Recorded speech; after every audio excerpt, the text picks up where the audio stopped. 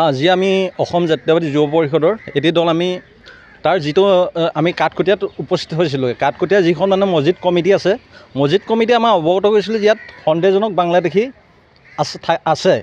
আমি তেতিয়া গৈ দেখা পালোঁ তাত আৰু পৰ্যবেক্ষণ কৰিলোঁ আৰু জানিব পাৰিলোঁ যে তাৰ ইতিমধ্যে 3 ঘৰ মানুহ টালি টোপোলা বান্ধি গুচি গৈছে আৰু যি 15 ঘৰ আছে বুলি কৈছে। আমি আৰু সন্দেহ কৰিছোঁ তাতকৈ বেছি থাকিব পাৰে।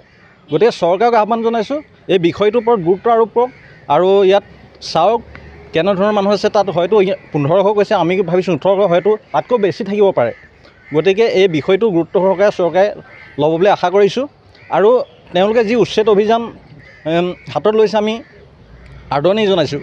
কিন্তু তাৰ মাজতে এটা কথা কওঁ, তেওঁলোকে উচ্ছেদ কৰি এই মানুহখিনিক যাতে তেখেতসকলৰ নথি পত্ৰ পৰ্যবেক্ষণ কৰি যদি প্ৰকৃত বাংলাদেশী হয় তেন্তে কাটাতাৰ পাৰ হৈ পঠিয়াই দিব লাগে, ইয়াকে কৈছোঁ।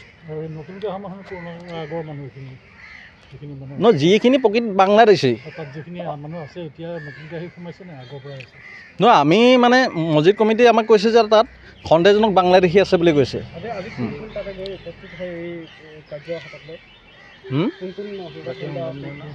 তাত আমাৰ জাতীয় সংগ্ৰামী খানা, অসম জাতীয়বাদী যুৱ পৰিষদ আমি গৈছিলোঁ আৰু স্থানীয় ৰাইজ আছিলে আৰু মছজিদ কমিটিৰ লগতো আমাৰ কথোপকথন হৈছিলে। তেনেধৰণে আমি এই কাৰ্যসূচী হাতত লৈছিলোঁ।